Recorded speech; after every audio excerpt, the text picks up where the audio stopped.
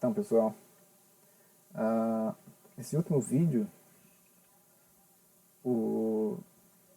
minha ideia é focar somente para a parte final do capítulo e focar um pouco na posição particular do próprio Jonathan Haidt. Acho que o texto é bastante claro por si só, a leitura dele é suficiente para compreender o assunto, né? Ele tem uma linguagem muito acessível e ele conduz muito competentemente a discussão de maneira compreensiva, intuitiva, mas acho que vale a pena enfatizar aqui alguns pontos para tentar esclarecer, tentar ajudar a deixar claro a posição particular do autor, que ele chama de intuicionismo social. E vale a pena fazer um resuminho também de como ele chega até aqui. Né? Se vocês lembram, no primeiro capítulo do livro, ele faz um retrato do que ele acha a posição predominante de psicologia moral, de acordo com essa visão, sobre como funciona a nossa psicologia com relação a questões morais. E nesse capítulo ele se dedica boa parte a criticar essa posição, né? Destacando o quanto aspectos que ela menospreza são importantes e, de fato, fundamentais, mais predominantes na nossa psicologia moral, o que implica que tem alguma coisa errada nessa visão gerada pelo racionalismo psicológico a que ele se opõe.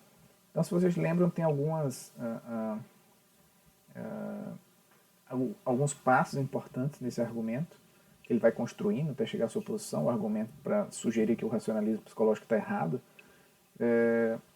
Parte do que ele faz é mostrar a evidência, apontar para a evidência que mostra o quanto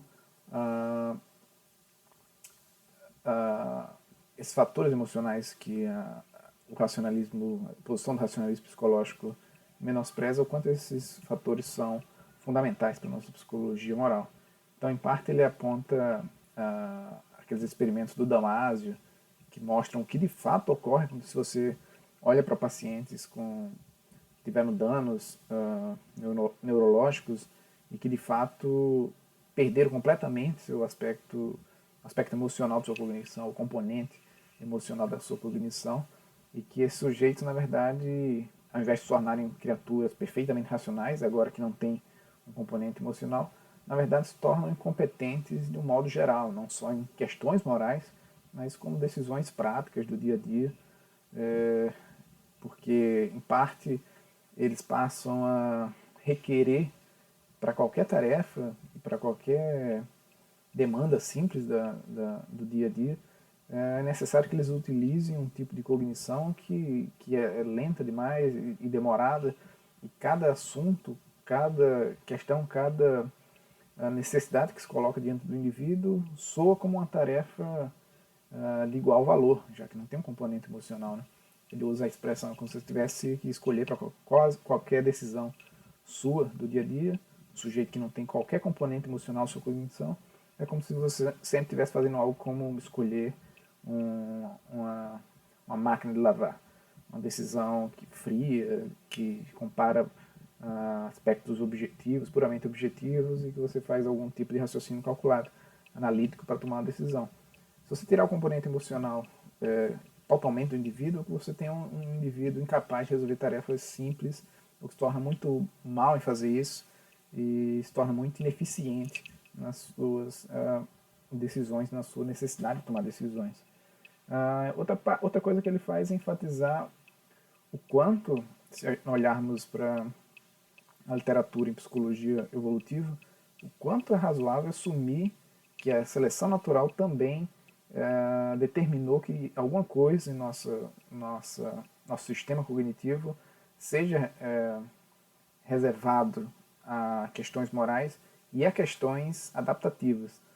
Ou melhor, um sistema cognitivo que sofreu pressões adaptativas e que se adaptou para tomar decisões rápidas. Os experimentos do Damasio já já apontam para o que vocês viram com a teoria do sistema dual. Né?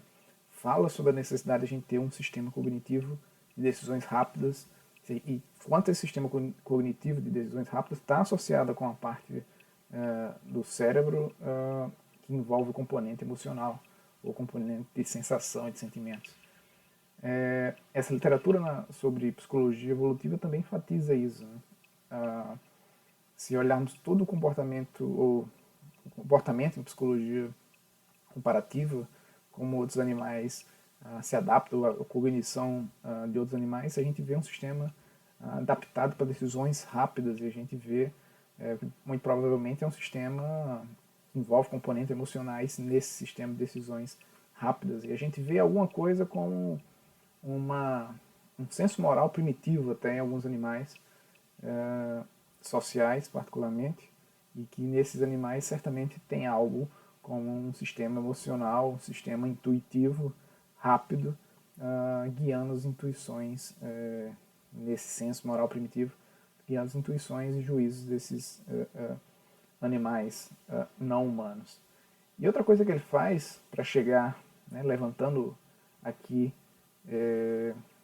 ou antecipando sua posição, é discutir aqueles casos, se vocês lembram, aqueles casos um tanto bizarros que ele constrói sobre o sujeito que vai no supermercado comprar um frango congelado, desses que a gente compra já pronto, né, para preparar, tem relações sexuais com ele, depois come o frango, e coloca pessoas no experimento para formar um juízo moral sobre isso, se a ação foi boa ou não. Aquela família que come a carcaça do animal de estimação. E tem um outro caso sobre dois irmãos que cometem incesto. E ele coloca as pessoas, ele usou esses casos, né, num contexto experimental, que as pessoas tentando, obviamente, provocar uma sensação de repulsa e, com isso, um julgamento moral negativo, que todos os agentes ali fizeram alguma coisa errada, mas os sujeitos, ou uma boa parte deles, não conseguia dar uma explicação. Eles tinham um juízo moral do tipo, isso foi errado, mas os experimentadores foram treinados para fazer isso. Quando perguntavam e pediam explicações sobre por que seria errado, os sujeitos não conseguiam encontrar uma razão, porque os casos foram construídos para não ter qualquer dano envolvido. Ninguém sofreu, ninguém causou sofrimento das pessoas envolvidas na ação, não houve nenhum possível dano à saúde ou nenhuma consequência danosa percebível ou concebível. E esses casos, ele chama de demonstra o que ele chama de dumbfounding, né? E a tradução literal aqui, meio que a fundação burra, sugere que é possível você ter julgamentos morais em que não existe razões por trás, que você tem um juízo moral do tipo isso é errado, sem que você tenha razões apoiando esse tipo de juízo. Tudo isso está sinalizando para uma discussão de alguma teoria moral que apela pelo menos para o sistema 1, né, que fala sobre o sistema 1 como sendo determinante para o nosso juízo moral, certo? E mais perto do final do capítulo, ele mais escancaradamente defende essa posição, quando ele fala sobre, de fato, haver uma literatura específica que revela essa ideia de que nós temos um sistema cognitivo dividido em sistemas diferentes, um rápido, intuitivo, não consciente, nós só nos damos conta do resultado, e um sistema mais lento, mais demorado e mais propriamente racional. Tudo isso já soa muito familiar para vocês, né? E aqui a gente chega na teoria dele particularmente.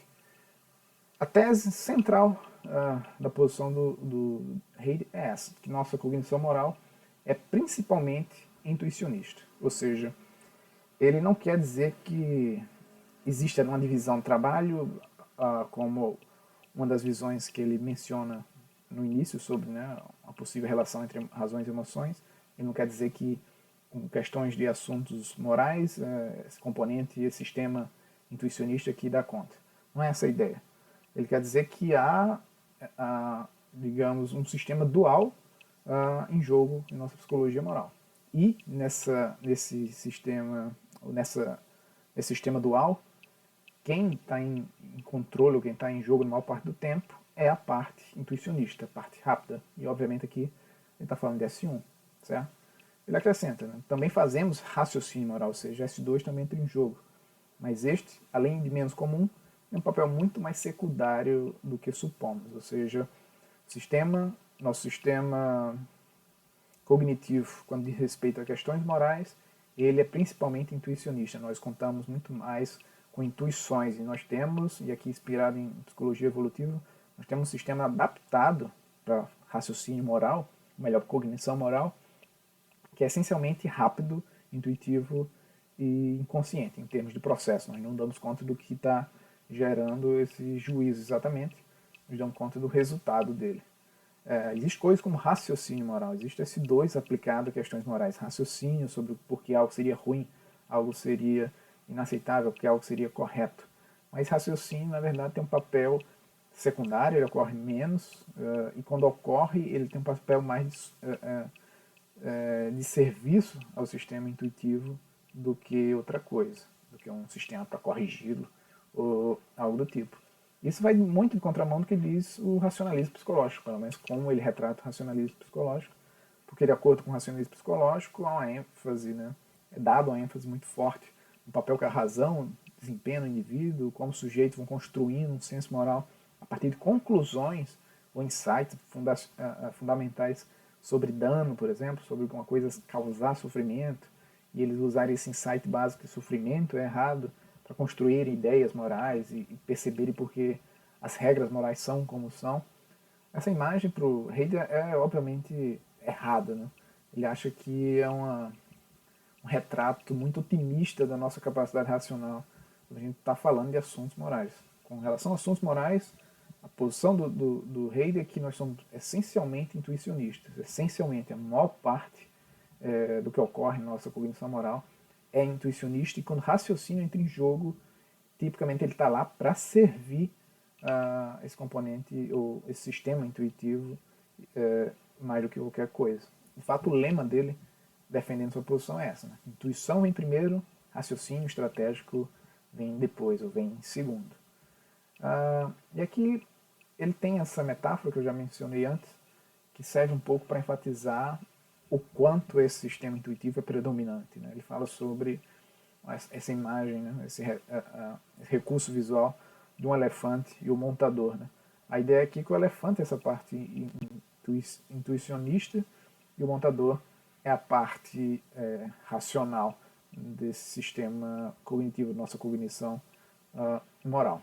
Então, em resumo, nossa cognição, incluindo a moral, é como um elefante com um montador em cima dele. O montador é a parte controlada, lenta, o raciocínio por quê, ou o S2, se vocês quiserem. E o elefante é a parte intuitiva, emocional, o ver que, juízos intuitivos. S1.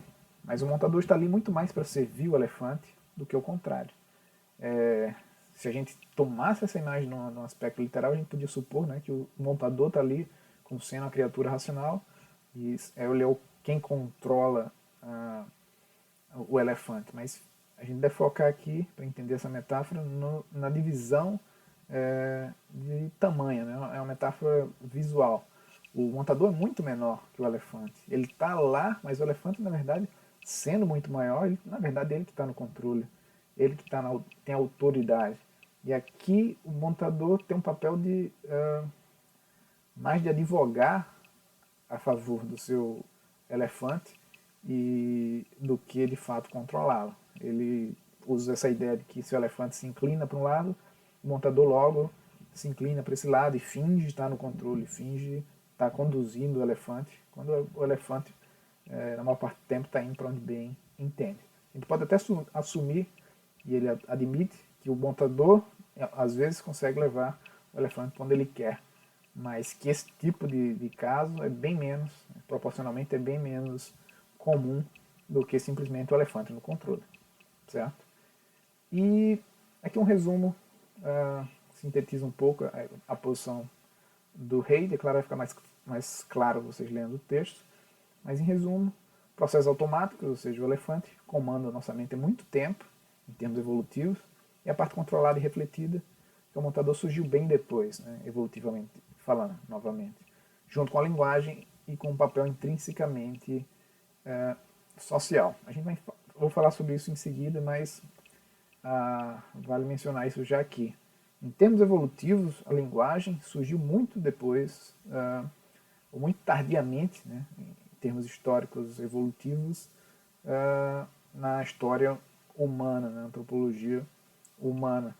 E essa linguagem o desenvolvimento dela vem acompanhado com a função social. A linguagem desempenha a sua adaptação e seu aspecto adaptativo que explica a sua existência, tem uma função social. Nós desenvolvemos linguagem para nos comunicarmos e nesse tipo de função social, a linguagem serve para nos defendermos ou para ganharmos argumentos e termos benefícios dessa capacidade argumentativa, mais do que, digamos, um tipo de recurso ou de faculdade racional superior simplesmente. Certo? O montador é muito útil, pois pode planejar, pensar sobre o futuro, aprender novas habilidades e ajudar o elefante a tomar decisões melhores no presente. Então o montador está lá por além digamos, essa função social que ele desempenha, ele está lá por razões extras do tipo resolver questões que um raciocínio analítico pode resolver. Coisas como planejar futuro, aprender habilidades novas, a se adaptar a situações imprevistas. Isso é o montador que é capaz de fazer. Certo? O último ponto, um aspecto fundamental do montador é que ele é o porta-voz do elefante. Isso liga aqui diretamente com esse aspecto social da linguagem. O montador nem sempre sabe o que o elefante está pensando, mas é habilidoso em inventar explicações para o que ele está fazendo, para o que esse elefante está fazendo. Então, uma metáfora dentro dessa metáfora é que esse montador é meio que como um advogado do elefante. Quando o elefante faz algo do tipo se inclinar, tomar uma certa direção e destruir um monte de coisa no caminho, o montador é o sujeito que está lá pronto para defender o elefante, dizendo coisas que um advogado de má fé diria, do tipo: olha, a culpa é sua que deixou essas coisas no caminho, eu não tenho culpa se meu elefante bateu no seu, o seu que fez tal coisa errada. O montador tem esse papel de, e agora a gente pode usar esse termo, racionalizar o comportamento do elefante, porque parte do que explica a sua origem é desempenhar uma função social com relação a outros grupos, né, outros componentes de elefantes e montadores. Os montadores vão conversar com outros montadores, mas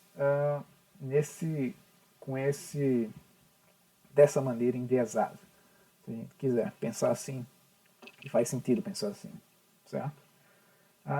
E está aqui o resumo em termos, né, gráficos da posição do rei. Esse gráfico não é tão simples de entender ou transmitir assim, mas a gente pode tentar resumir essa ideia indo para o resumo do modelo e voltando para a imagem. Por exemplo, a ideia dos links 1 e 2 é que nós fazemos julgamentos intuitivos rapidamente, é o que mais ocorre também, essa ideia.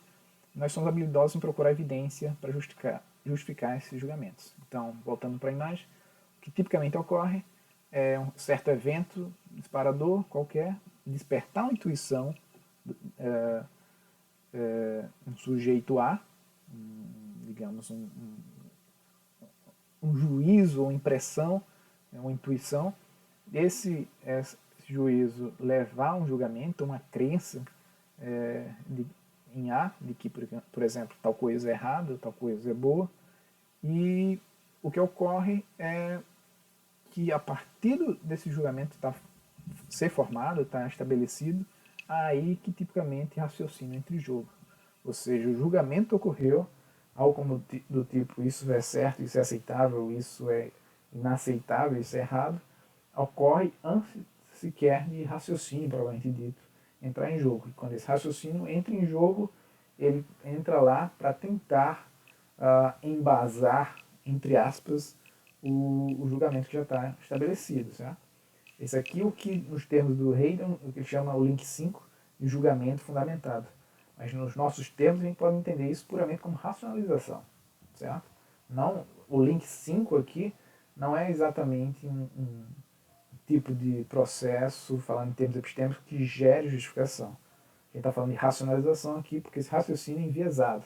O sujeito já tem um julgamento e ele não está tentando formar uma opinião de maneira neutra, de maneira propriamente racional, certo? Sensível a razões.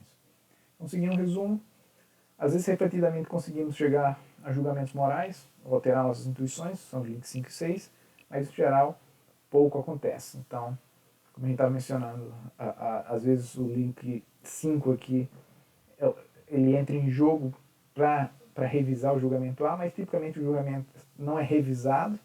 Às vezes é revisado, mas isso também é menos comum. E o link 6 é a ideia de que um raciocínio pode operar uma intuição inicial. O rei de limites ocorre, mas de novo eu vou enfatizar que isso ocorre de maneira bem menos comum. E aqui o link 4 e o link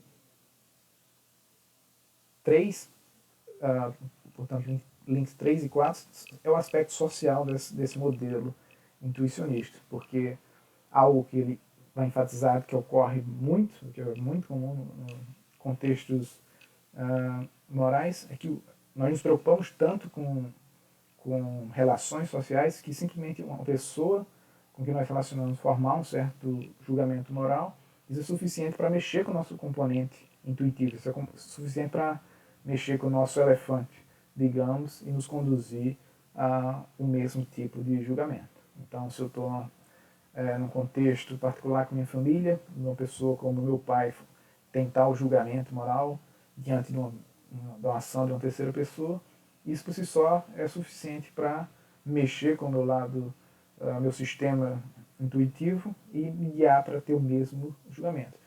Nós nos preocupamos e nos portamos muito com que pessoas próximas ou pessoas com que mantemos alguma relação social, que tem algum estado social e afetam nossos interesses, nós somos muito sensíveis aos julgamentos de outras pessoas.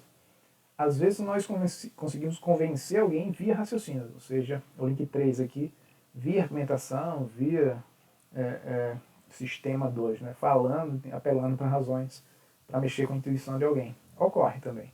E nesse caso a gente está falando da persuasão argumentada, né, como nos termos do Reid, certo? E o link 3 e 4 são sobre esse componente social do modelo intuicionista do Reid, certo? Isso resume a posição. A gente para por aqui para o vídeo não ficar longo demais, porque ele já está longo. E esse é o último vídeo dessa série sobre o Reid, certo? Até uma próxima.